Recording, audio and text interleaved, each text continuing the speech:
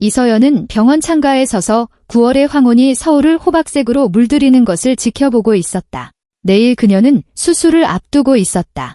예정된 수술이었고 그리 복잡하지는 않았지만 전신 마취가 필요했다. 의사들은 모든 것이 순조롭게 진행될 것이라고 장담했다. 하지만 그녀를 두렵게 하는 것은 수술이 아니었다. 그녀는 수술 후에 일어날 수 있는 일이 무서웠다. 창밖으로 서울의 불빛이 반짝였다. 도시는 평소와 다름없는 삶을 이어가고 있었고 병실 벽 너머에서 어떤 드라마가 펼쳐지고 있는지 알지 못했다. 이서연은 차가운 유리에 손바닥을 대고 미친 듯이 뛰는 심장을 진정시키려 애썼다. 지난 3년간 그녀의 삶은 빠져나올 수 없는 악몽으로 변해버렸다. 그리고 내일은 전환점이 되어야 했다. 그녀가 38의 나이에 미치지 않았다는 것을 증명하든가 아니면 완전히 자신을 잃어버리든가. 이서연 씨, 내일을 위해 좀 쉬셔야 합니다. 수술을 집도할 김진우 원장이 병실로 들어오며 부드럽게 말했다. 그녀가 돌아보았다. 김진우 원장은 돌아가신 부모님의 친구였고 그녀가 무조건적으로 신뢰하는 사람이었다. 희끗희끗한 머리와 통찰력 있는 눈빛을 가진 56살의 노련한 의사는 지난 몇 년간 그녀의 삶이라는 거친 바다에서 언제나 평온의 섬처럼 보였다. 그가 오늘 저녁 병원에 나타난 것은 우연이 아니었다. 이서연은 자신의 절박한 계획을 믿고 맡길 수 있는 사람이 오직 그뿐이라는 것을 알기에 일부러 그에게 수술을 부탁했던 것이다. 원장님, 드릴 말씀이 있어요. 그녀가 조용히 말했다. 아주 중요한 일이에요. 김진우 원장은 그녀의 침대 옆 의자에 앉으며 고개를 끄덕였다. 그는 그녀의 표정만 보고도 대화가 심각하리라는 것을 즉시 알아차렸다. 오랜 의사 생활 동안 그는 사람을 읽는 법을 터득했고 지금 이서연의 눈에서 절망과 결의가 뒤섞인 감정을 읽을 수 있었다. 이서연은 핸드백에서 두툼한 봉투를 꺼내 그에게 내밀었다. 의사는 놀라며 눈썹을 치켜올렸다. 이게 뭔가? 돈인가? 제가 부탁드릴 일에 대한 대가예요. 김진우 원장은 봉투를 밀어내며 고개를 저었다. 서연아, 내 부모님은 내 가장 좋은 친구들이었어. 내가 어린 소녀였을 때 무릎이 깨져서 내 진료실로 달려오던 게 아직도 기억나는데 난 내게서 단 한 푼도 받지 않을 거야? 그러니 무슨 일인지 말해보렴. 이서연은 봉투를 손에 꽉 쥐었다. 지난 몇 달간 필사적으로 억눌러왔던 절망이 속에서 끓어오르는 것을 느꼈다. 말이 저절로 터져나왔다. 제 남편, 강지훈 씨요. 그는 제가 정신적으로 불안정하다는 판정을 받게 하려고 해요. 지난 3년 동안 제가 미쳐가고 있다고, 기억력에 문제가 있다고, 제가 맹세코 한 번도 일어난 적 없는 대화를 잊어버린다고 계속 주입했어요. 그녀는 말을 이었다. 그는 제게 당신이 이 약 사달라고 했잖아라고 말해요. 저는 들어본 적도 없는 약인데 말이죠.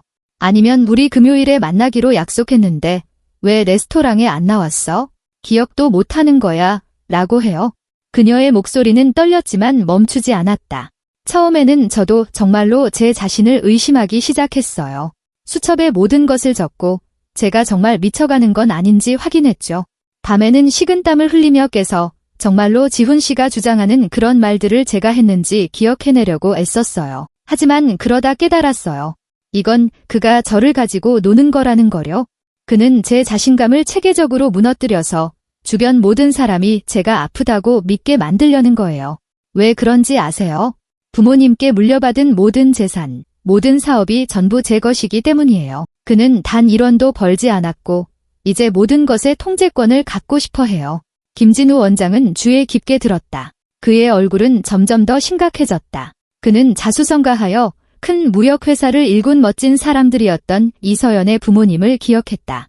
10년 전 교통사고로 그들이 세상을 떠났을 때 모든 가족 친구들이 충격에 빠졌었다. 그리고 이제 그들의 유일한 딸이 눈앞에 앉아 남편이 돈 때문에 자신을 정신이상자로 만들려 한다고 이야기하고 있었다. 심리학자나 정신과 의사를 찾아가 봤나? 네, 임상 심리 전문가인 박선영 선생님께요. 그분은 저희 모든 상담 내용을 기록하고 있고 제가 아무 문제가 없다는 걸 확인해 주셨어요. 8개월째 매주 찾아가고 있어요. 박 선생님께서 종합심리검사를 진행하셨고 모든 결과는 정상이에요. 하지만 지훈 씨는 이 사실을 몰라요.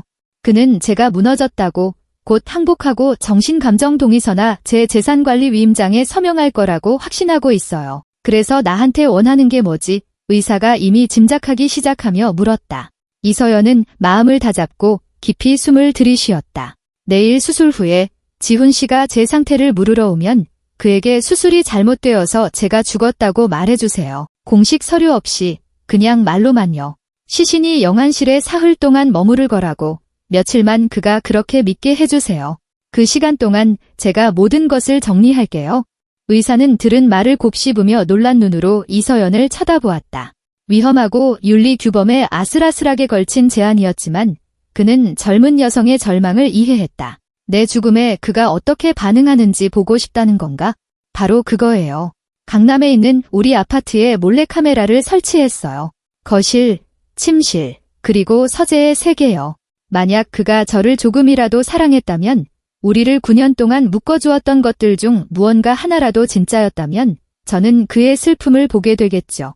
하지만 만약 그가 기뻐하고 제 유산을 논의하기 시작한다면 그때는 그의 진짜 의도에 대한 증거를 얻게 되는 거예요. 반박할 수 없는 영상 증거를요. 서연아, 이건 위험해. 불장난을 하는 거라는 걸 알고 있나? 알아요. 하지만 다른 방법이 없어요. 그는 조종에 너무 능숙해서 심지어 가까운 친구들조차 제 정신 상태를 의심하기 시작했어요. 지난주에는 제 친구 민지가 조심스럽게 제가 정말 정신과 의사를 찾아가 봐야 하는 것 아니냐고 암시했어요. 아시겠어요? 그는 제 친구까지 설득한 거예요. 제게는 반박할 수 없는 사실이 필요해요. 그가 제가 더 이상 없고 아무도 자신을 감시하지 않는다고 생각할 때 그의 진짜 얼굴을 보여주게 해야 해요. 김진우 원장은 모든 것을 저울질하며 잠시 침묵했다. 그는 평생 너무나 많은 인간의 비극을 보았고 돈과 권력을 위해 사람들이 무슨 짓까지 할 수 있는지 알았다. 그리고 만약 이서연이 진실을 말하고 있다면 그리고 그는 그녀의 말을 의심하지 않았다. 그렇다면 강지훈이라는 남자는 실질적인 위협이었다. 좋아, 그가 마침내 입을 열었다. 내가 도와주지. 하지만 구두로만이야. 가짜 사망 진단서 같은 건 없어. 서류를 위조하진 않을 거야. 그건 심각한 법 위반이니까. 수술 후에 너는 7층에 있는 별도 병실의 의료진의 보호 아래 머물게 될 거야. 접근은 나와 당직 간호사인 안정아 선생만 가능해. 그녀는 내 사람이니 걱정하지 않아도 돼. 내 남편이 오면 내가 그에게 슬픈 소식을 전하지. 그 다음 그가 어떻게 나오는지 내가 직접 보도록 해. 이서연이 그의 손을 잡았다. 감사합니다. 정말 감사해요. 이게 저한테 얼마나 중요한지 상상도 못하실 거예요. 지난 3년 동안 그가 언제 결정적인 일격을 가할지 몰라 끊임없이 두려움 속에서 살았어요. 한 가지만 약속해다오. 조심하겠다고. 만약 그 사람이 내가 말한 것처럼 정말 위험한 인물이라면 진실을 알게 되었을 때 무슨 짓을 할지 몰라. 약속할게요. 계획이 있어요. 모든 걸 세세하게 다 생각해뒀어요. 김진우 원장은 연민과 슬픔이 섞인 눈으로 그녀를 바라보았다. 그의 앞에는 행복한 삶을 살아야 할 똑똑하고 교양 있는 여성이 앉아 있었다. 그러나 그녀는 남편으로부터 자신을 지키기 위해 복잡한 덫을 놓아야만 하는 처지였다. 수술 당일 아침은 서울을 짙게 뒤덮은 안개와 함께 시작되었다. 이서연은 이상하리만치 평온한 기분으로 일찍 잠에서 깼다. 그녀는 결정을 내렸고 이제 그 결정이 시행되기를 기다리기만 하면 되었다. 간호사가 마지막 검사 결과지를 가져왔다. 마취과 의사는 알레르기와 만성질환에 대해 의뢰하는 질문들을 했다. 모든 것이 기계적으로 짜인 계획대로 진행되고 있었다. 강지훈은 수술 1시간 전에 나타났다. 반듯한 이목구비와 언제나 흠잡을 데 없이 손질된 검은 머리를 한 42살의 당당한 남자는 하얀 장미 꽃다발과 걱정스러운 표정을 하고 병실로 들어섰다. 그는 비싼 정장을 입고 있었고 그에게서는 언젠가 이서연이 직접 선물했던 향수 냄새가 났다. 겉으로 보기에 그는 모범적이고 자상한 남편이었다. 몸은 좀 어때, 여보? 그가 그녀의 이마에 입을 맞추며 물었다. 이서연은 속으로 인상을 찌푸렸다. 여보라는 호칭이 예전에는 다정하게 들렸었다. 이제 그녀는 그 말에서 조율이 잘못된 악기처럼 불협화음을 들었다. 괜찮아. 수술 앞두고 조금 긴장돼서. 다 잘 될 거야. 그가 곁에 앉아 그녀의 손을 잡으며 안심시켰다. 김진우 원장님은 훌륭한 외과 의사잖아. 당신 부모님 친구인 거 알지? 실망시키지 않으실 거야. 성공적인 수술을 수천 번도 더 하신 분이야. 그녀는 그의 얼굴을 살피며 고개를 끄덕였다. 저 얼굴에 진심 어린 걱정이 조금이라도 담겨 있을까? 아니면 이 모든 것이 그가 지난 몇 년간 해온 또 다른 연극일까? 지훈 씨, 만약 나한테 무슨 일이 생기면 쓸데없는 소리 마. 그가 재빨리 말을 끊었고 그의 눈에는 짜증이 스쳤지만 곧바로 감추려 애썼다. 아무 일도 없을 거야. 이건 예정된 수술이고 일상적인 절차야. 매일 수천 명의 사람들이 겪는 일이라고.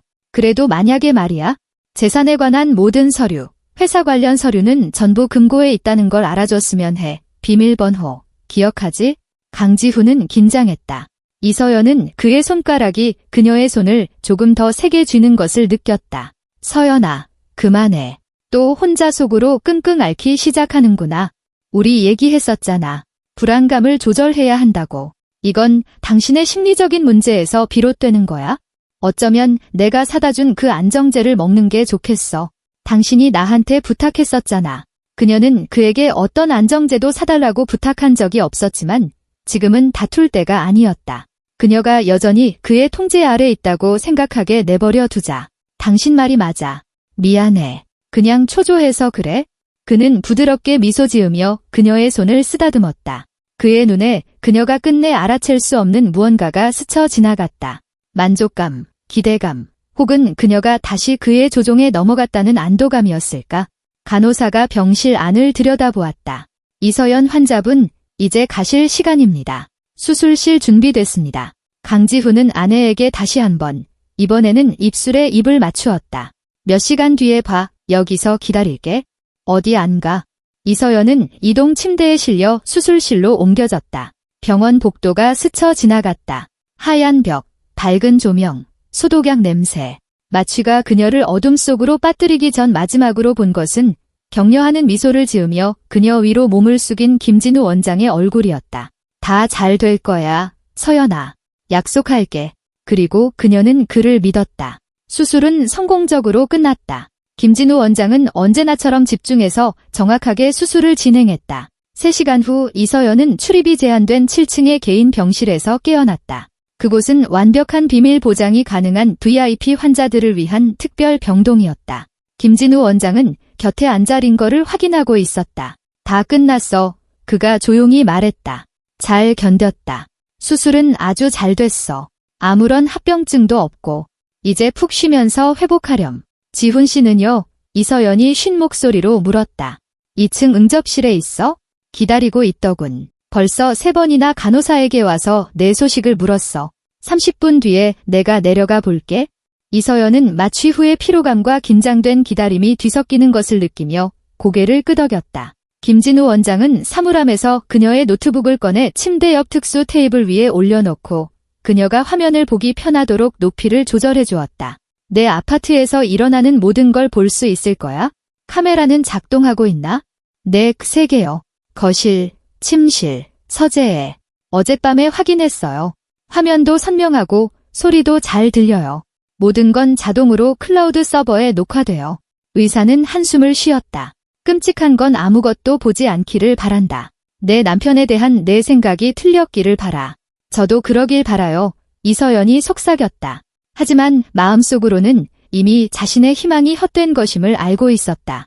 그녀는 강지훈을 너무나 잘 알았고 그가 아무도 보지 않는다고 생각할 때 얼마나 빨리 가면을 바꿔 쓰는지 수없이 목격했다. 30분 후 김진우 원장은 2층으로 내려갔다. 강지훈은 의사를 보자마자 응접실 의자에서 벌떡 일어났다. 그의 얼굴은 긴장되어 있었고 손은 바지 주머니에 찔러 넣어져 있었다. 아내는 어떻습니까? 수술은 잘 끝났나요? 면회할 수 있습니까? 김진우 원장의 얼굴은 감정을 읽을 수 없는 직업적으로 슬픔을 표현하는 표정이었다. 그는 일부러 대답하기 전 잠시 뜸을 들이며 강지훈의 반응을 살폈다. 정말 유감입니다. 강지훈 씨, 저희는 최선을 다했지만 예상치 못한 합병증이 발생했습니다. 이서연 씨는 더 이상 우리 곁에 없습니다. 강지훈은 얼어붙었다. 그의 얼굴은 순간 충격의 가면처럼 굳었다. 입이 살짝 벌어지고 눈이 커졌다. 하지만 수십 년간 외과 의사로 일하며 비극적인 소식에 대한 수백 가지 반응을 봐온 김진우 원장은 경험 없는 관찰자라면 보지 못했을 것을 포착했다. 남자의 눈에는 고통이 없었다. 거기에는 당혹감, 이어진 빠른 계산, 그리고 마침내 안도감이 있었다. 이 모든 것이 몇 초 만에 스쳐 지나갔지만 의사는 그것을 놓치지 않았다. 어떻게 그런 일이. 강지훈의 목소리는 떨렸지만 역할에 제대로 몰입하지 못한 배우처럼 설득력이 없었다. 마취 상태에서 심장이 부담을 이기지 못했습니다. 때로는 예정된 수술에서도 이런 일이 발생합니다. 예측하는 것은 불가능합니다. 이서연 씨에게는 저희가 알지 못했던 잠재적인 심혈관 문제가 있었던 것 같습니다. 정말 안타깝습니다. 삼가 조의를 표합니다. 강지훈은 다시 의자에 주저앉아 두 손으로 얼굴을 감쌌다. 그의 어깨는 흐느끼는 것처럼 들썩였지만 눈물은 없었다. 김진우 원장이 그의 어깨에 손을 얹었다. 마음을 추스를 시간이 필요하실 겁니다. 서류 처리는 내일 아침까지 미뤄도 괜찮습니다. 지금은 집으로 돌아가 쉬시고 아마 안정제를 드시는 게 좋을 겁니다. 가까운 분께 전화해서 지금 혼자 계시지 마세요. 강지훈이 고개를 들었다. 그는 분명 눈물을 쥐어짜려 애썼지만 눈은 건조했다. 네, 물론이죠. 감사합니다. 원장님, 할 수 있는 건 다 해주셨다는 거 압니다. 원장님 탓이 아니에요. 그는 비틀거리며 일어나 출구를 향해 빠르게 걸어갔다.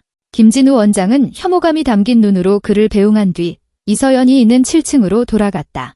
7층 병실에서 이서연은 카메라 채널을 바꾸는 리모컨을 손에 쥔 채 노트북 화면을 응시하고 있었다. 강지훈은 의사와 대화한 지 정확히 40분 만에 강남의 아파트로 들어섰다.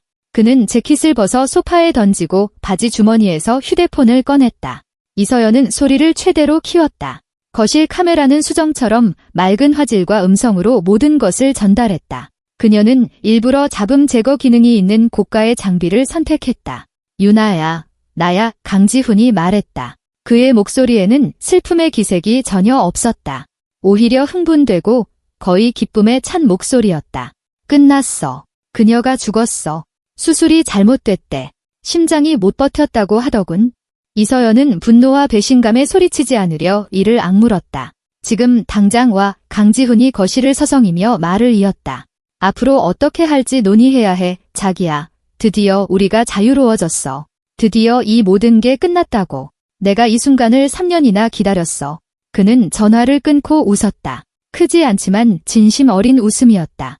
그것은 무거운 짐에서 해방된 사람의 웃음이었다. 강지훈은 바로 다가가 이서연이 특별한 날을 위해 아껴두었던 바로 그 비싼 위스키 병을 꺼내 잔에 아낌없이 따랐다. 새로운 인생을 위하여 그가 허공에 잔을 들어 올리며 말했다. 이 히스테릭한 바보에게서의 자유를 위하여. 이서연은 화면을 보며 속에서 무언가 완전히 부서지는 동시에 단단한 결의로 굳어지는 것을 느꼈다. 그녀는 틀리지 않았다. 강지훈은 그녀를 사랑한 적이 없었다. 지난 9년 내내 그는 단지 그녀의 돈을 손에 넣을 적절한 시기를 기다렸을 뿐이다. 그리고 눈멀고 순진했던 그녀는 그의 사랑을 믿었고 그의 조종을 견뎠고 그들의 결혼 생활을 바로잡을 수 있을 거라 생각했다. 이제 그녀는 진실을 알았고 행동할 준비가 되었다. 최유나는 30분 후에 도착했다. 이서연은 카메라를 현관 쪽으로 전환하여 30살 전후의 젊은 여성이 아파트로 들어서는 것을 지켜보았다. 키가 크고 날씬하며 긴 금발머리에 탐욕스러운 눈빛만 아니었다면 아름답다고 할 수 있을 얼굴이었다. 그녀는 마치 방금 아내가 죽은 남자를 만나러 온 것이 아니라 파티에 가는 사람처럼 짧은 빨간 드레스와 하이힐 차림이었다. 지훈 씨, 그녀가 그의 목에 매달리며 외쳤다. 너무 기뻐. 드디어 우리가 숨지 않아도 돼. 그는 그녀를 꽉 껴안고 입을 맞추었다. 이서연이 그와의 관계에서 몇 년 동안 어쩌면 단 한 번도 본 적 없는 열정이었다. 지금 이 장면을 보며 그녀는 강지훈이 언제나 배우였고 그들의 결혼은 돈을 위한 연극에 불과했다는 것을 깨달았다. 들어와, 앉아. 강지훈이 최유나의 손을 잡고 거실로 이끌었다. 우리 의논할 게 있어? 위스키 마실래? 아니면 샴페인? 서연이가 아주 좋은 샴페인을 아껴두고 있었어. 크리스탈이라고. 무슨 특별한 날을 위해 아껴뒀다는데 지금이 그걸 터뜨리기에 가장 적절한 순간인 것 같군. 최유나는 명랑하게 웃었다. 샴페인. 당연히 샴페인이지. 우리 자유를 축하하는 거잖아. 이서연은 이 연극의 속이 메스꺼워지는 것을 느끼며 화면을 쳐다보았다. 그들은 기쁨을 숨기려는 시도조차 하지 않았다. 그녀를 추모하는 단 한순간의 침묵도 유감의 말 한마디도 없었다. 오직 환희와 손쉬운 돈에 대한 기대뿐이었다. 강지훈은 샴페인 한 병과 잔 2개를 들고 돌아왔다. 그는 샴페인을 따르고 한 잔을 최유나에게 건넸다. 그들이 잔을 부딪히는 소리가 노트북 스피커를 통해 선명하게 들려왔다. 우리를 위하여, 강지훈이 말했다.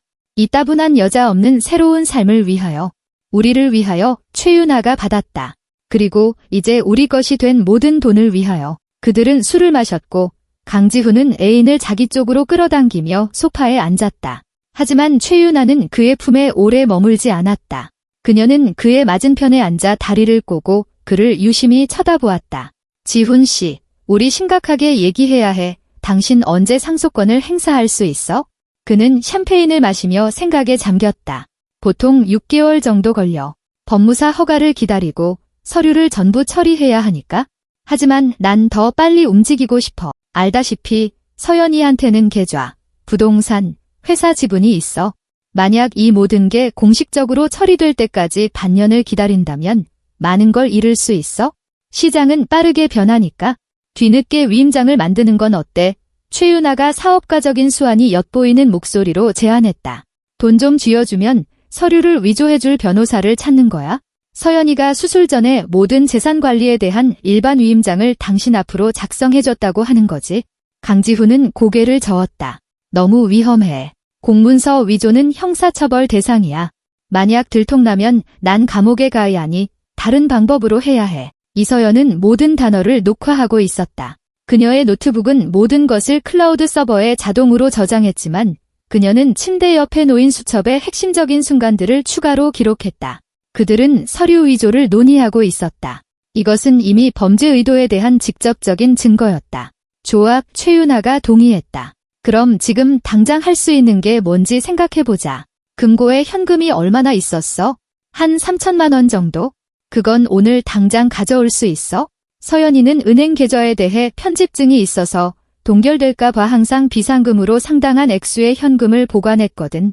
3천만 원이면 시작하기에 좋네. 최윤아가 고개를 끄덕였다.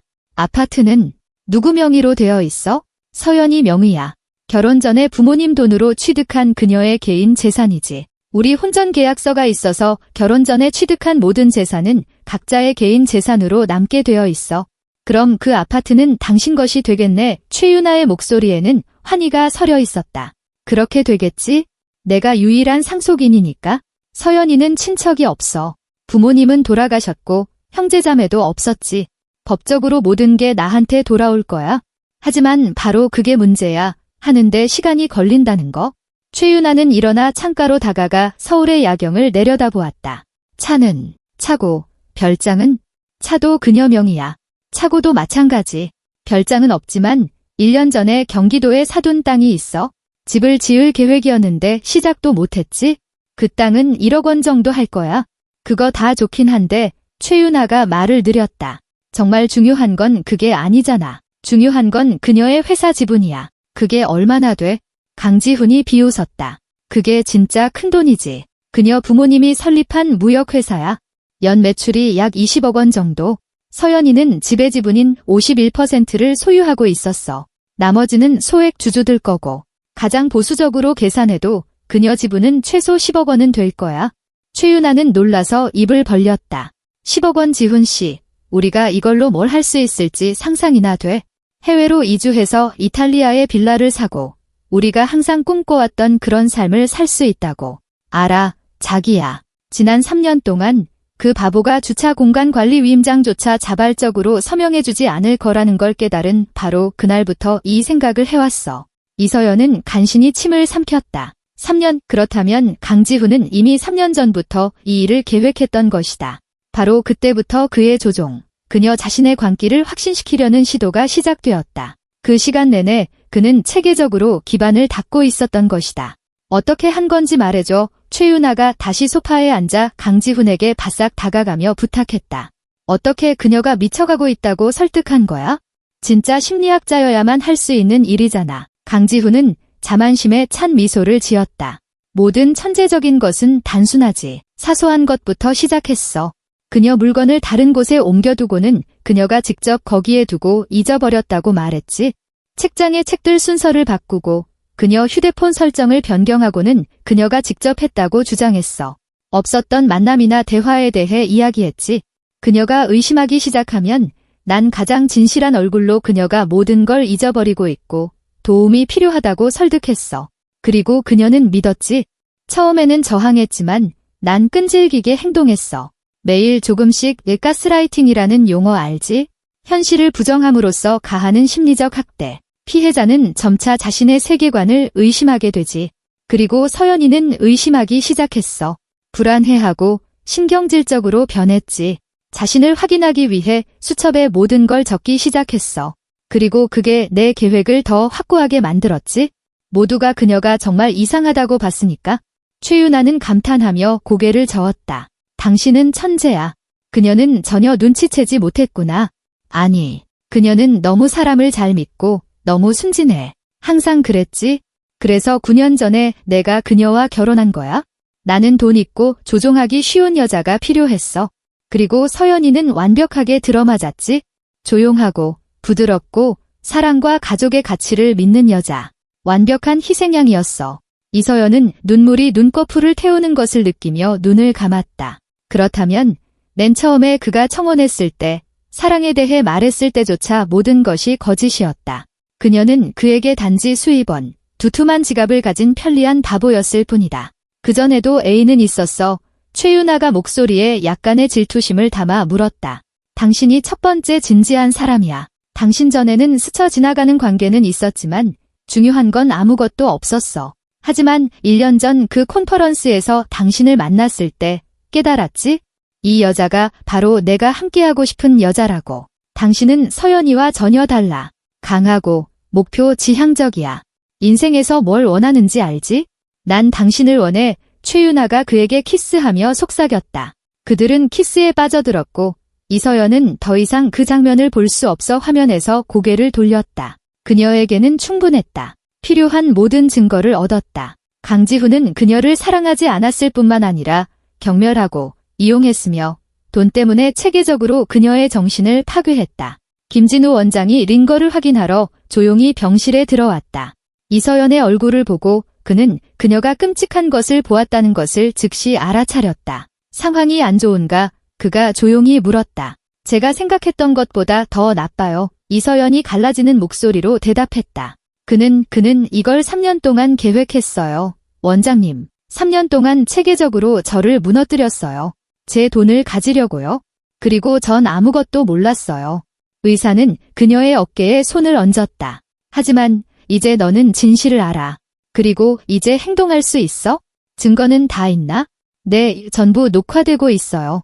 그의 자백, 서류 위조 논의 계획, 그의 의도를 증명하기에 충분해요. 그럼 지금은 쉬렴. 앞으로 일어날 일에 대비해 힘이 필요할 테니. 이서연은 고개를 끄덕였지만 화면에서 눈을 뗄 수 없었다. 화면 속 강지훈과 최유나는 소파에 앉아 있었고 그들의 대화는 더욱 노골적으로 변해가고 있었다. 제일 웃긴 게 뭔지 알아? 강지훈이 말했다. 이 몇 년 동안 간신히 참았어. 특히 그녀가 우리가 서로에게 차가워졌다거나 내가 더 이상 칭찬을 해주지 않는다고 징징거리기 시작할 때 말이야. 맙서사, 그녀 얼굴에 대고 당신이 역겹다고 소리치고 싶었지. 하지만 아니, 참아야 했어. 웃고 걱정하는 척해야 했지. 잠자리에서는 어땠어? 최유나가 호기심에 물었다. 지루했어. 통나무 같았지? 자기랑은 완전히 달라. 당신과 함께 있으면 내가 살아있다고 느껴? 이서연은 입술을 깨물었다. 그녀가 정상이라고 생각했던 그들의 잠자리조차 그에게는 벌이었던 것이다. 그들의 결혼 생활의 모든 것이 가짜였다. 모든 것이. 만약 그녀가 유언장을 작성했다면 최유나가 갑자기 물었다. 혹시라도 자선재단이나 다른 누군가에게 무언가를 남겼을 수도 있잖아. 강지훈은 고개를 저었다. 아니, 확인해봤어. 유언장은 없어. 몇 번 그 얘기를 꺼내면서 작성해야겠다고 했지만 내가 항상 말렸지? 불길한 일이라고, 죽음에 대해 생각하지 말라고 설득했어. 그리고 그녀는 언제나처럼 내 말을 들었지? 그러니 법에 따라 모든 게 나한테 올 거야. 내 똑똑이. 최유나가 감탄했다. 모든 걸 다 생각해뒀구나. 그녀 회사 동료들은? 당신이 집의 지분 소유자가 되는 것에 반대하지 않을까? 오히려 기뻐할 걸. 서연이는 성격이 물러서 사업을 잘 못했지? 항상 양보하고 강경한 결정을 두려워했어. 지난 2년 동안 회사가 정체된 건 바로 그녀의 우유부단함 때문이야. 하지만 난 경영할 줄 알지? 내가 진짜 경영이 뭔지 보여줄 거야. 물론 거기 오래 있지는 않을 거야. 서류 정리만 끝나면 내 지분을 팔고 우린 해외로 떠날 거야. 이탈리아로. 이탈리아도 좋고 포르투갈도 괜찮아. 요즘 거주자들에게 조건이 좋다고 하더군. 해변에 빌라를 사서 우리 마음대로 즐기면서 사는 거야. 그들은 다시 키스를 하기 시작했고 이서연은 소리를 껐다. 그녀에게는 충분했다. 너무나도 충분했다. 그녀는 완전한 그림을 얻었다. 강지훈은 돈 때문에 그녀와 결혼했고 3년 동안 체계적으로 그녀의 정신을 파괴했으며 그녀의 재산을 장악할 계획을 세웠고 이제는 그녀의 죽음을 기뻐하며 애인과 미래 계획을 세우고 있었다. 그녀는 휴대폰을 꺼내 심리상담사 박선영에게 메시지를 보냈다. 만나야 해요. 급해요. 저 병원에 있어요. 증거가 있어요. 답장은 거의 즉시 왔다. 내일 오전 10시에 갈게요. 힘내요. 서연 씨. 그런 다음 그녀는 노트북에서 문서를 열고 앞으로의 행동 계획을 세우기 시작했다. 이제 반박할 수 없는 증거가 있으니 강지훈이 언제나 그랬던 것처럼 빠져나가지 못하도록 명확하고 체계적으로 법적으로 빈틈없이 행동해야 했다. 첫째, 영상 녹화물의 법적 보호 확보. 전문가를 통해 편집되지 않았음을 확인받아야 한다. 둘째, 변호사와의 만남. 가사 사건과 사기 전문의 유능한 변호사를 만나야 한다. 셋째, 심리학자 박선영의 서류 준비. 그녀의 정신 상태가 온전함과 체계적인 심리적 학대 사실을 증명하는 서류. 넷째, 강지훈의 행위를 악의적인 것으로 인정해달라는 요구와 함께 이혼 소송 제기. 섯째, 사기 미수 혐의로 수사기관에 고소장 제출. 이서연은 빠르게 타자를 치며 한 줄 한 줄 써 내려갈 때마다 내면에서 자신감이 자라나는 것을 느꼈다. 그녀는 더 이상 무력한 희생자가 아니었다. 그녀는 더 이상 자신의 정신 상태를 의심하지 않았다. 그녀는 진실을 알았고 계획이 있었다. 다음 날 아침, 박선영은 정확히 10시에 도착했다. 단발머리에 세심한 갈색 눈을 가진 중년의 여성 심리학자는 서류 컬을 손에 들고 병실로 들어섰다. 서연 씨, 몸은 좀 어때요? 그녀가 침대 옆 의자에 앉으며 물었다. 몸은 괜찮아요. 감정적으로는 잘 모르겠어요. 제가 본 것이 박 선생님, 정말 끔찍했어요. 그는 제 죽음을 기뻐했어요. 애인이랑 제 돈을 어떻게 쓸지 의논했고요. 3년 동안 일부러 제 정신을 파괴했다고 자백했어요. 박선영은 고개를 끄덕였다. 메시지 봤어요. 그 모든 걸 녹화했나요? 네, 여기 보세요. 이서연은 노트북을 열고 녹화 영상을 틀었다. 박선영은 주에 깊게 보았다. 그녀의 얼굴은 점점 더 어두워졌다. 녹화가 끝나자 그녀는 이서연을 바라보았다. 이건 심리적 학대와 가스라이팅의 전형적인 사례예요. 지난 몇 달간 당신이 제게 이야기했던 모든 것이 그의 입으로 직접 확인되었네요. 서연 씨, 이 녹화물들로 우리는 매우 강력한 소송을 제기할 수 있어요. 도와주실 거죠? 물론이죠. 우리 상담 기록, 심리검사 결과, 제 소견서까지 모든 서류가 있어요. 이 모든 것이 당신이 완전히 정신적으로 건강하며 체계적인 심리적 압박을 받았다는 것을 증명해요. 법정에서 증인으로 설 준비가 되어 있어요. 이서연은 내면에서 따뜻한 감사의 마음이 퍼져나가는 것을 느꼈다. 감사합니다. 정말 감사해요. 이제 유능한 변호사가 필요해요. 제 지인 중에 윤태식 변호사님이 계세요. 가사 사건과 사기 사건 전문이죠. 아주 유능하고 강단 있어서 당신이 불이익을 당하게 두지 않을 거예요. 그분께 연락해 주실 수 있나요? 이미 연락했어요. 메시지 보냈어요. 오늘 오후 2시에 여기로 올 거예요. 이서연은 지난 24시간 만에 처음으로 미소를 지었다. 정말 대단하세요. 저는 제 일을 할 뿐이에요. 제 임무는 사람들이 유해한 관계에서 벗어나도록 돕는 것이죠. 그리고 당신의 경우는 감정적 학대가 얼마나 위험할 수 있는지를 보여주는 가장 극명한 예 중 하나예요. 그들은 1시간 더 세부 사항을 논의했다. 박선영은 강지훈에게 어떤 법적 결과가 따를 수 있는지, 추가로 어떤 증거를 수집해야 하는지, 진실이 밝혀졌을 때 어떻게 행동해야 하는지를 설명했다. 가장 중요한 건 그에게 두려움을 보이지 않는 거예요. 심리학자가 말했다. 그가 당신이 살아있다는 걸 알게 되면 다시 당신을 조종하려 들 거예요. 동정심에 호소하거나 변하겠다고 약속하거나 반대로 공격하며 당신을 잔인하다고 비난할 거예요. 굴복하지 마세요. 이 녹화물에서 본 것을 기억하세요. 그게 그의 진짜 얼굴이니까요. 이서연은 모든 말을 흡수하며 고개를 끄덕였다. 앞으로 쉽지 않을 것임을 알았지만 그녀는 준비가 되어 있었다.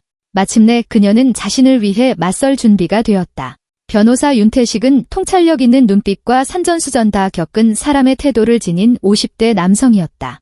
그는 이서연이 제공한 모든 자료를 꼼꼼히 검토했다. 감시 카메라 영상, 심리학자 박선영의 서류, 그녀의 정신 상태를 증명하는 의료 기록, 그리고 그녀가 지난 1년간 써온 개인적인 기록들까지. 소송은 우리에게 매우 유리합니다. 그가 서류 컬을 다듬며 말했다. 아주 강력해요. 당신 남편이 스스로 자신의 범죄 의도에 대한 모든 증거를 제공했군요.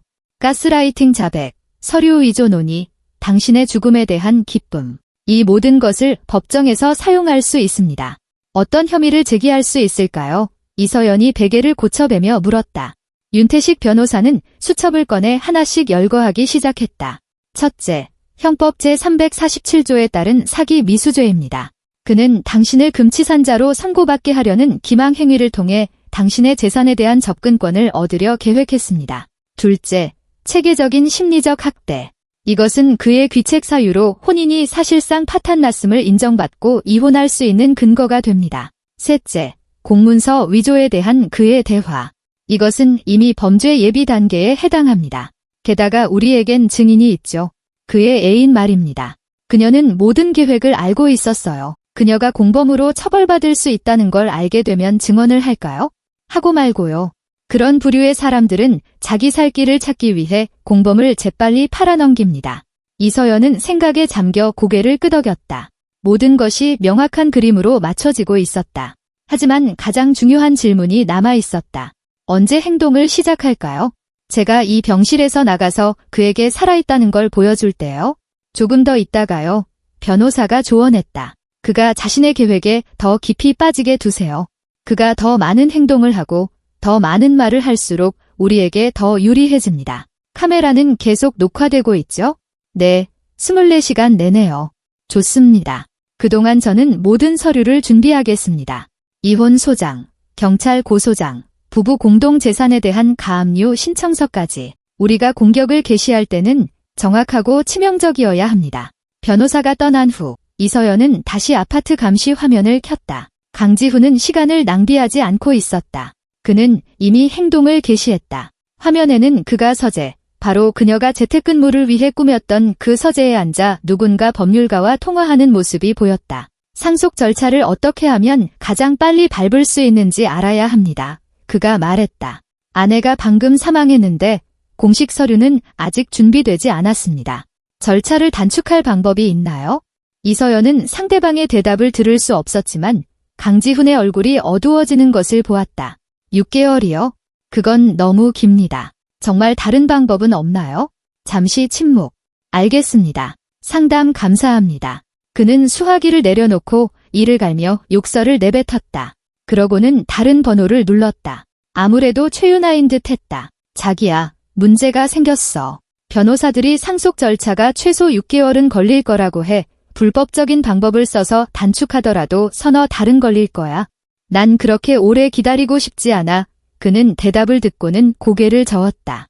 아니, 위임장 위조는 너무 위험해. 변호사 3명한테 전화해봤는데 다 거절했어. 서연이 필체가 복잡하다고 하더군. 게다가 요즘 법무사들은 눈치가 빨라. 위조가 발각되면 실형을 받을 수도 있어. 또 다른 침묵. 있잖아. 그냥 금고에 있는 현금 가지고 어디론가 떠나자.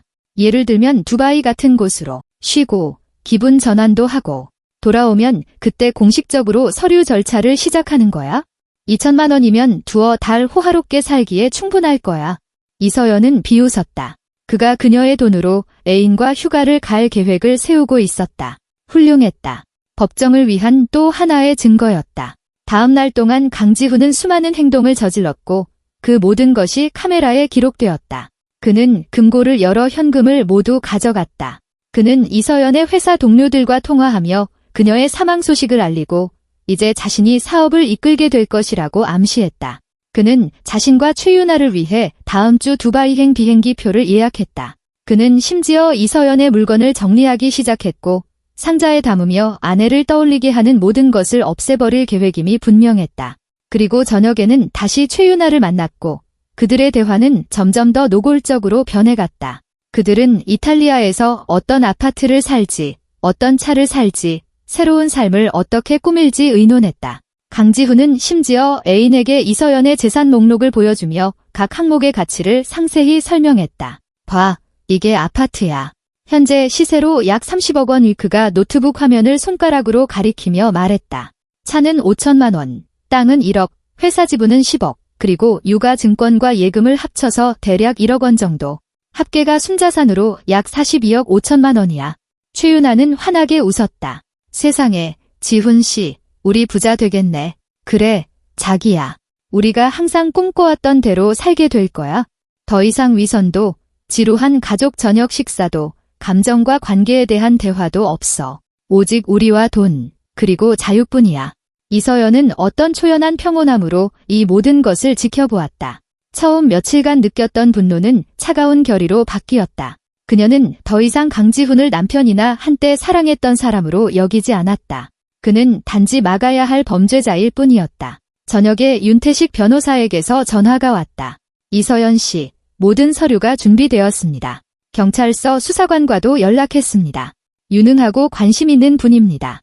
우리가 공식적으로 고소장을 제출하면 즉시 형사사건으로 입건할 준비가 되어 있습니다. 이제 행동할 때가 된 것 같습니다. 내일요. 이서연이 동의했다. 내일 모든 걸 끝내요. 심판의 날 아침은 맑고 화창했다. 이서연은 마치 몸 안에 현이 팽팽하게 당겨져 울릴 준비가 된 듯한 기분으로 잠에서 깼다. 오늘 모든 것이 결정될 것이다. 김진우 원장이 그녀의 상태를 확인하러 왔다가 만족스럽게 고개를 끄덕였다. 준비됐나? 수술 후 신체적으로는 완전히 회복했어. 복강경 수술은 개복 수술만큼 몸에 무리가 가지 않지. 오늘 퇴원시키겠다. 준비됐어요.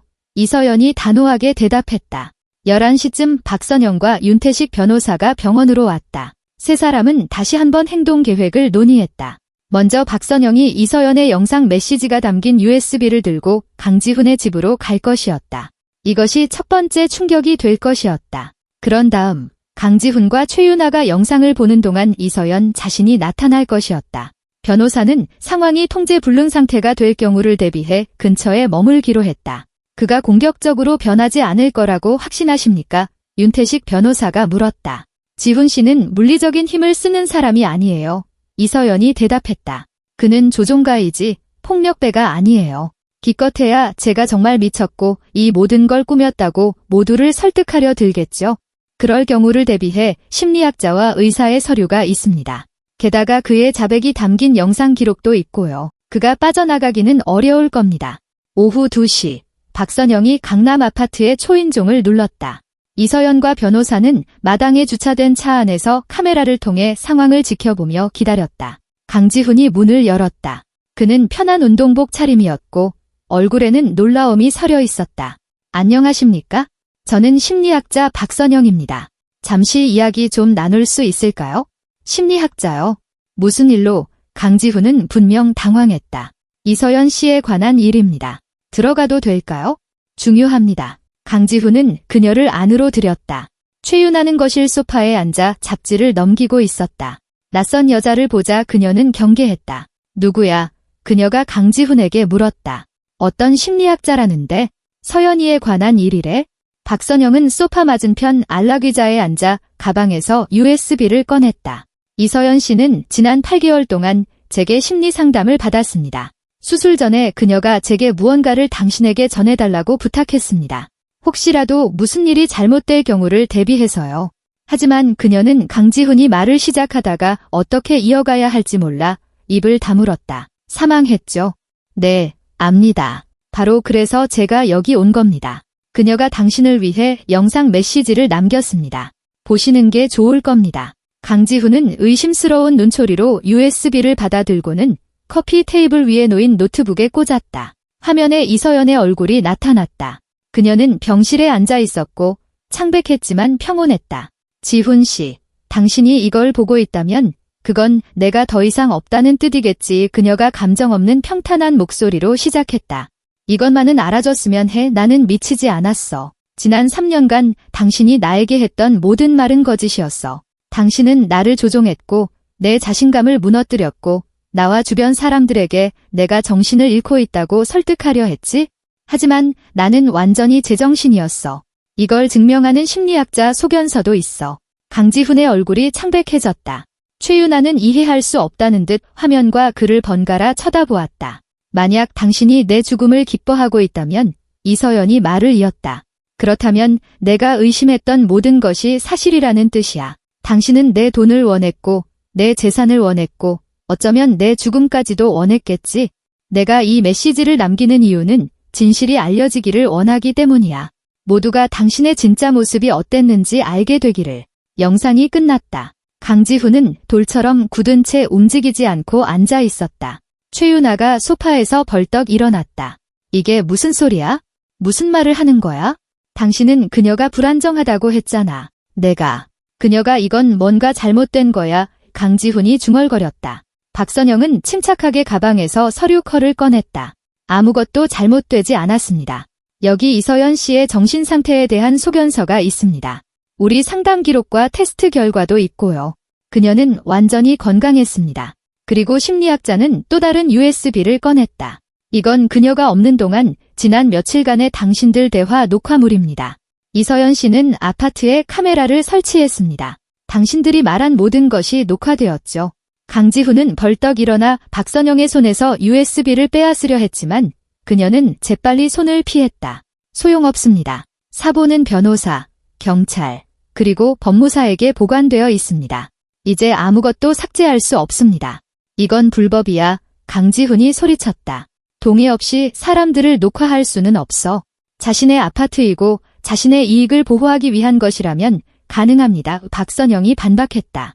이서연 씨는 자신의 집에 카메라를 설치할 완전한 권리가 있었습니다. 최윤아는 벽 쪽으로 물러섰다. 그녀의 얼굴은 공포로 일그러졌다. 지훈 씨, 무슨 말을 하는 거야? 무슨 녹화? 당신들이 이서연 씨의 재산을 어떻게 처리할지 계획하는 대화 녹화물이죠. 박선영이 설명했다. 강지훈 씨가 어떻게 체계적으로 아내의 정신을 파괴했는지, 당신들의 미래 계획, 서류 위조에 대해서요. 이 모든 것이 날짜와 시간과 함께 소리가 포함된 영상으로 남아 있습니다. 그 순간 아파트 문이 열렸다. 문턱에는 이서연이 서 있었다. 그녀는 단순한 검은색 원피스를 입고 있었고 머리는 뒤로 묶었으며 얼굴은 창백했지만 단호했다. 강지훈은 문이 열리는 소리에 돌아보았다가 얼어붙었다. 그의 얼굴은 공포로 일그러졌다.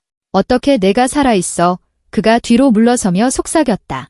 이서연은 거실로 들어와 등 뒤로 문을 닫았다.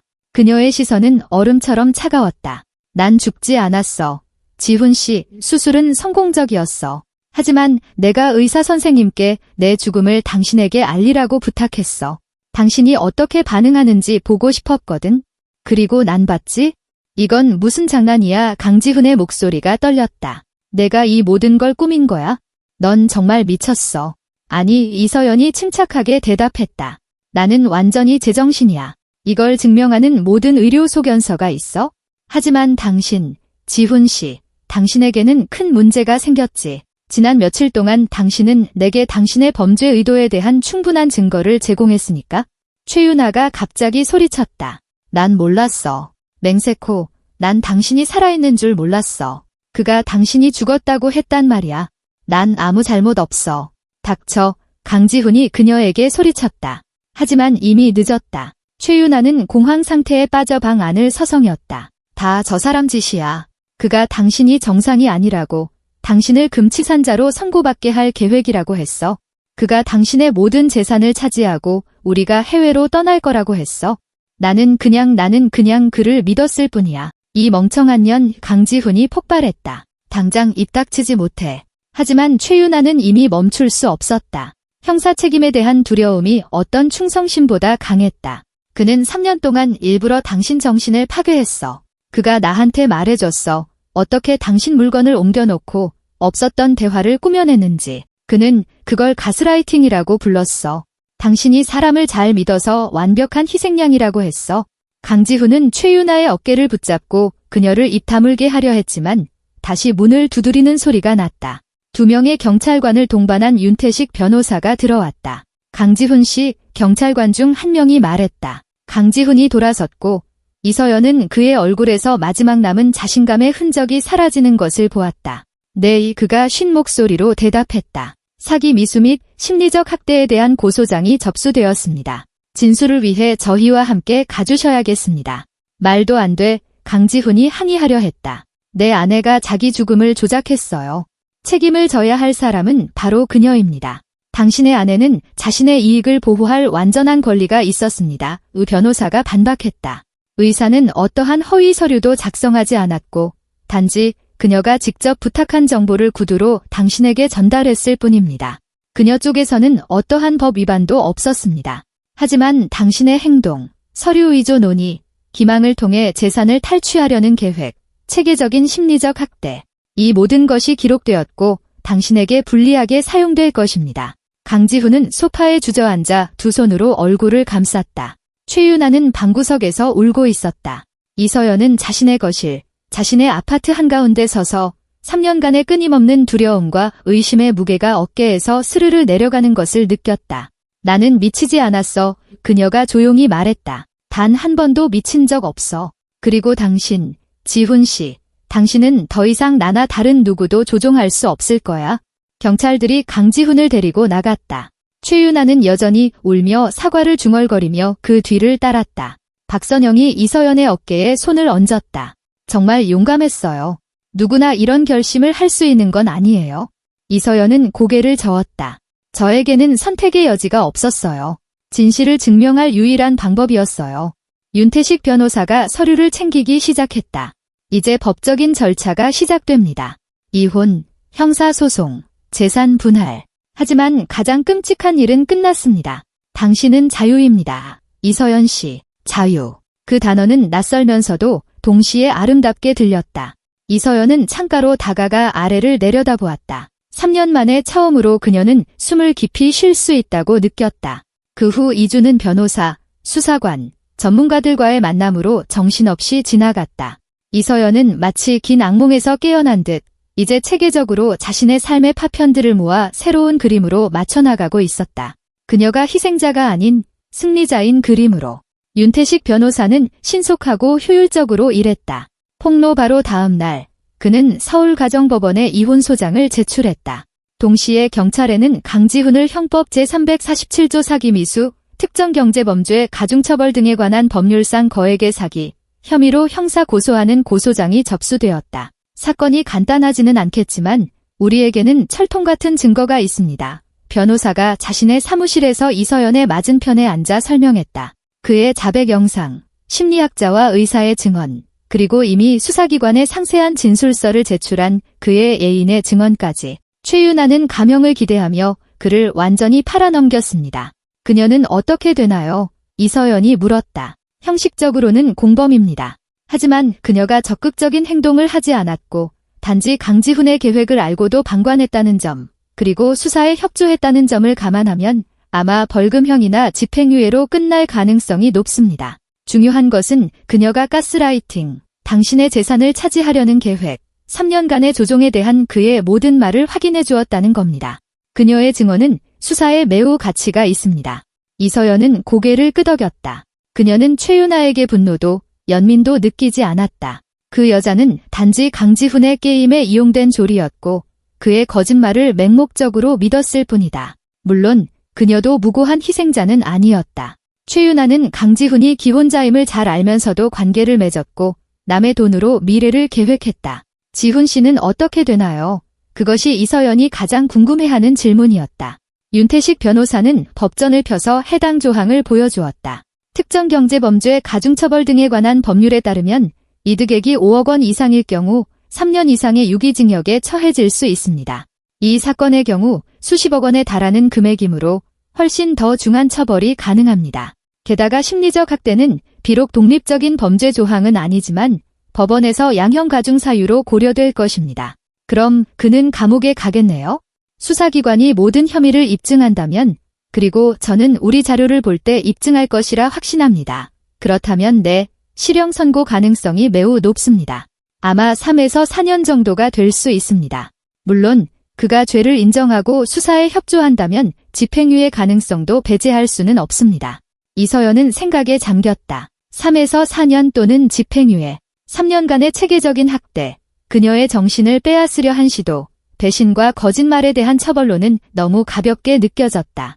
하지만 그녀는 법은 법이고 주어진 것에 만족해야 한다는 것을 이해했다. 재산은 어떻게 되나요? 그녀가 물었다. 그 부분은 간단합니다. 두 분은 혼전 계약서를 작성하셨고 그에 따라 혼인 전에 취득한 모든 재산은 각 배우자의 고유 재산으로 남습니다. 당신의 아파트, 사업, 계좌, 이 모든 것은 부모님으로부터 상속받은 당신의 고유 재산입니다. 강지훈은 이에 대한 어떠한 권리도 없습니다. 공동으로 형성한 재산은 거의 없습니다. 당신의 돈으로 가족을 부양했으니까요. 그는 최근 몇 년간 일을 하지 않거나 당신 회사에서 명목상으로 월급만 받아갔습니다. 그럼 그는 아무것도 못 받겠네요? 아무것도요. 게다가 그의 행동을 고려할 때 법원은 그에게 위자료 지급을 명할 수 있습니다. 금액은 상징적일 겁니다. 한국 법원은 정신적 피해에 대해 큰 배상금을 판결하지 않지만 원칙적으로 중요합니다. 이서연은 안도감을 느꼈다. 지난 몇 년간 그토록 걱정했던 그녀의 모든 사업, 모든 재산이 그녀의 것으로 남게 될 것이었다. 강지훈은 그토록 기대했던 것에서 단 한 푼도 얻지 못할 것이었다. 일주일 후, 이서연은 강지훈의 형사사건을 담당하는 수사관을 만났다. 날카로운 회색 눈과 엄격한 표정을 한 40대 여성인 오연주 수사관은 모든 자료를 꼼꼼히 검토했다. 상당히 드문 사건입니다. 그녀가 사무실에서 영상을 보며 인정했다. 보통 가스라이팅과 심리적 학대는 증거가 없고 직접적인 물증이 없어 입증하기가 매우 어렵습니다. 하지만 여기에는 영상에 담긴 그의 자백이 있습니다. 이것은 믿을 수 없을 만큼 강력한 증거 자료입니다. 형사사건으로 입건되나요? 이서연이 물었다. 이미 입건되었습니다. 어젯밤 강지훈은 특정경제범죄 가중처벌 등에 관한 법률 위반, 사기, 미수 혐의로 정식 피의자가 되었습니다. 저희는 심리적 학대와 관련된 추가 혐의도 검토하고 있지만 법적으로는 더 복잡합니다. 그는 뭐라고 하나요? 혐의를 인정하나요? 오연주 수사관이 비웃었다. 처음에는 모든 것을 부인했습니다. 영상이 조작되었고 당신이 어떤 가상의 원한 때문에 복수하기 위해 이 모든 것을 꾸몄다고 주장했죠. 하지만 저희가 영상 감정을 의뢰했습니다. 편집이 없었음이 확인되었죠. 게다가 그의 모든 계획에 대해 상세히 진술한 최윤아의 증언도 있고요. 그 후 그는 입을 다물고 변호사를 요구했습니다. 이제 어떻게 되나요? 이제 수사가 진행됩니다. 모든 증인, 김진우 원장, 박선영 심리학자, 당신 회사 동료들, 남편의 영향으로 당신 행동의 변화를 목격했을 수 있는 지인들을 모두 신문할 겁니다. 완전한 그림을 그린 후 사건을 검찰에 송치하고 재판으로 넘어갈 겁니다. 아마 서너 달 뒤에 첫 공판이 열릴 겁니다. 이서연은 고개를 끄덕였다. 앞으로 몇 달간의 재판, 신문, 조사가 남아 있었지만 그녀는 이 모든 것을 겪을 준비가 되어 있었다. 그녀는 이 사건을 끝까지 마무리해야 했다. 형사사건과 병행하여 이혼 소송이 진행되었다. 첫 재판은 소장 제출 한 달 후에 열렸다. 이서연은 윤태식 변호사와 함께 법원에 출석하며 긴장과 결의가 뒤섞인 이상한 기분을 느꼈다. 강지훈은 반대편에 그의 변호사, 이렇게 불리한 입장의 의뢰인을 어떻게 변호해야 할지 모르는 듯한 20대 후반의 젊은 남자와 함께 앉아 있었다. 이서연을 보자 강지훈은 시선을 피했다. 그는 초췌하고 늙어 보였다. 그의 얼굴에는 체념의 표정이 굳어 있었다. 판사가 사건 자료를 검토하고 선언했다. 원고 이서연과 피고 강지훈 간의 이혼 청구 소송을 시작합니다. 원고는 피고의 귀책 사유로 혼인이 사실상 파탄났음을 인정하고 이혼을 청구하며 위자료 5억 원을 청구합니다. 피고는 반대합니까? 강지훈의 변호사가 일어섰다. 존경하는 재판장님, 제 의뢰인은 혼인이 파탄난 것을 인정하며 이혼 자체에는 반대하지 않습니다. 그러나 위자료 청구는 근거가 없으며 과도하다고 생각합니다. 청구의 근거는 무엇입니까? 판사가 윤태식 변호사에게 물었다. 변호사는 일어나 사건의 요지를 설명했다. 3년간의 심리적 학대, 가스라이팅, 원고를 금치산자로 만들어 재산을 탈취하려 한 시도, 그녀의 가짜 죽음에 대한 기쁨. 이 모든 것이 그가 법원에 USB로 제출한 영상 기록과 증인들의 증언으로 입증되었다. 판사는 재판정에서 영상의 일부를 직접 보았다. 강지훈이 최윤아와 함께 이서연의 가짜 죽음 바로 다음 날 유산에 대한 계획을 논의하는 것을 들었을 때 그녀의 얼굴에는 혐오의 표정이 떠올랐다. 피고, 이 영상에 대해 설명할 수 있습니까? 그녀가 물었다. 강지훈이 일어섰다. 그의 목소리는 떨렸다. 존경하는 재판장님, 저는 아내의 죽음에 충격을 받았습니다. 제가 무슨 말을 하는지 제정신이 아니었습니다. 그것은 심리적 방어 기제였습니다. 재산 처분 논의와 애인과의 휴가 계획이 방어 기제라고요. 판사는 분명 그를 믿지 않았다. 그리고 3년간의 가스라이팅에 대한 자백도 방어 기제였습니까? 강지훈은 고개를 숙인 채 침묵했다. 좋습니다. 판사가 말을 이었다. 2주 후에 다음 재판을 열겠습니다. 그때까지 원고의 상태에 대한 심리학자 소견서, 그녀의 정신 상태를 증명하는 의료 기록, 그리고 모든 증인의 증언을 제출해 주시기 바랍니다. 재판을 마칩니다. 법정을 나오며 이서연은 피로를 느꼈다. 과정은 지치게 했다. 법정에서 오간 모든 말은 고통스러운 기억을 헤집었지만 그녀는 이 과정을 거쳐야 한다는 것을 알았다. 2주 후 두 번째 재판이 열렸다. 이번에는 박선영과 김진우 원장이 증인으로 출석했다. 심리학자는 이서연과의 상담, 심리 검사 결과, 그리고 그녀가 관찰한 체계적인 심리적 학대의 징후에 대해 상세히 설명했다. 이서연 씨는 올해 2월에 저를 찾아왔습니다. 박선영이 법정 앞에 서서 말했다. 그녀는 극심한 불안 상태에 있었고 자신의 온전함을 의심하고 있었습니다. 첫 상담에서 저는 제 앞에 가스라이팅의 희생자가 있다는 것을 깨달았습니다. 심리학 교과서에 나오는 전형적인 사례였죠. 그녀의 남편은 체계적으로 그녀가 사건을 잊고 사실을 혼동하며 현실을 부적절하게 인식한다고 주입했습니다. 하지만 모든 심리 검사 결과 그녀는 완전히 정신적으로 건강하다는 것이 나타났습니다. 즉, 이서연 씨에게는 어떠한 정신적 이상도 없었다고 주장하시는 겁니까? 판사가 확인했다. 그렇습니다. 그녀에게 있었던 유일한 것은 남편으로부터의 지속적인 심리적 압박으로 인한 불안 장애였습니다. 하지만 이것은 외부 환경에 대한 반응이지 내적인 질병이 아닙니다. 스트레스의 원인이 제거되자, 즉 남편의 실체가 폭로된 후 그녀의 상태는 현저히 개선되었습니다. 다음으로 김진우 원장이 증언했다.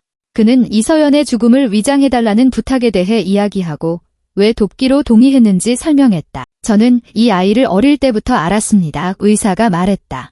그녀의 부모님도 알았고요. 그녀가 이 부탁을 해왔을 때 저는 처음에는 충격을 받았지만 그녀가 막다른 골목에 몰렸다는 것을 깨달았습니다.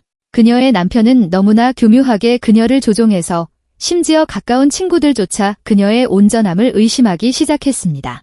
그녀에게는 그의 진짜 의도에 대한 반박할 수 없는 증거가 필요했습니다.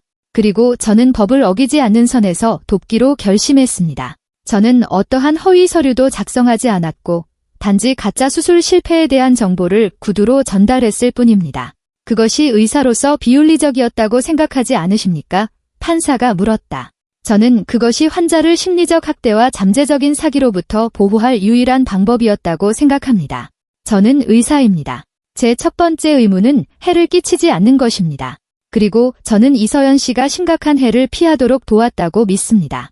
판사는 모든 증인의 말을 듣고 모든 서류를 검토한 후 판결을 위해 퇴정했다. 1시간 후 그녀는 판결문을 들고 돌아왔다. 법원은 피고 강지훈의 귀책 사유로 혼인이 사실상 파탄났음을 인정하고 원고 이서연과 피고 강지훈의 이혼을 명한다. 피고 강지훈은 원고 이서연에게 위자료 3억 원을 지급하라. 원고가 혼인 전에 소유했던 재산은 그녀의 고유 재산으로 남는다.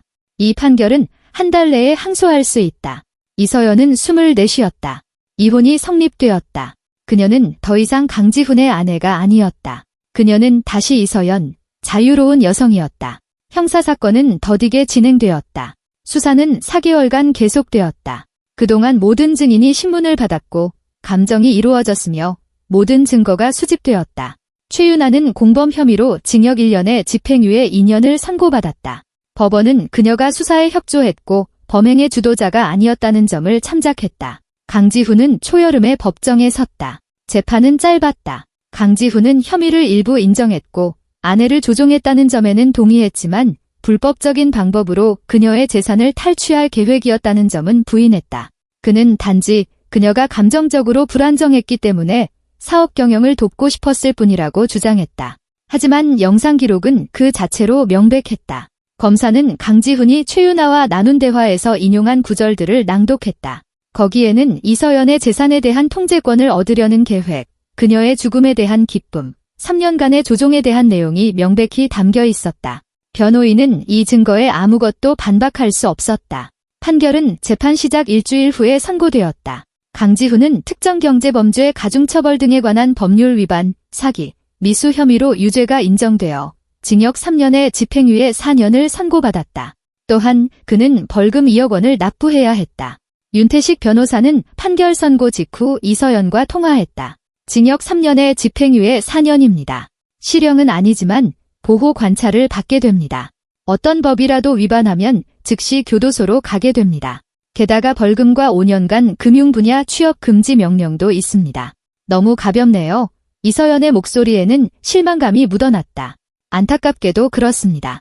법원은 그가 범행을 끝까지 완수하지 못했다는 점, 혐의를 인정했다는 점, 전과가 없다는 점을 참작했습니다. 이런 상황에서 집행유예는 일반적인 판례입니다. 하지만 중요한 것은 그가 당신의 돈을 얻지 못했다는 겁니다. 그는 당신을 괴롭힐 수 있는 기회를 박탈당했습니다. 그는 공개적으로 망신을 당했습니다. 모두가 그의 진짜 모습을 알게 되었습니다. 이서연은 재판 후 집으로, 이 모든 드라마가 펼쳐졌던 바로 그 강남 아파트로 향했다. 이제 여기에는 그녀 혼자 살았다. 강지훈은 폭로 직후 바로 이사했고 서울 외곽의 원룸 아파트에 사는 그의 형 집으로 들어갔다고 했다. 소문에 의하면 거실의 간이 침대에서 잠을 잔다고 했다. 강지훈의 평판은 산산조각 났다. 지인 중 누구도 더 이상 그와 교류하지 않았다. 그는 모두가 피하는 왕따가 되었다. 이서연은 그에게 연민을 느끼지 않았다. 그는 자업자득이었다. 처벌이 기대했던 것만큼 가혹하지는 않았을지 몰라도 정의는 승리했고 그것으로 충분했다. 판결이 선고된 날 저녁, 이서연은 박선영과 김진우 원장을 집으로 초대했다. 그들은 그녀의 거실에 앉아 차를 마시며 미래에 대해 이야기했다. 이제 뭘 할 계획이에요? 박선영이 물었다. 살아야죠. 이서연이 간단히 대답했다. 그냥 사는 거요. 두려움 없이, 과거에 얽매이지 않고 사업에 본격적으로 뛰어들어 부모님의 회사를 키우고 싶어요. 여행도 하고 싶고요. 어쩌면 언젠가 다시 사랑에 빠질지도 모르죠. 하지만 당분간은 아니에요. 회복할 시간이 필요해요. 당신은 해낼 거야. 김진우 원장이 확신에 차 말했다. 당신은 이미 자신이 생각했던 것보다 더 강하다는 걸 증명했어. 지옥을 통과하고 승리자로 나왔지? 이서연은 미소를 지었다. 그래, 그녀는 이겼다. 그녀는 조종가를 그의 무기인 속임수로 이겼다. 그녀는 모두에게, 그리고 가장 중요하게는 자기 자신에게 그녀가 미치지 않았고 약하지 않으며 무력하지 않다는 것을 증명했다. 그녀는 자신과 자신의 재산을 지킬 수 있는 똑똑하고 결단력 있는 여성이었다. 그리고 그녀의 앞에는 온전한 삶이 펼쳐져 있었다. 강지훈 없는 삶, 그의 거짓말 없는 삶, 끊임없는 긴장 없는 삶, 그녀가 자신의 조건으로 스스로 만들어갈 새로운 삶이었다.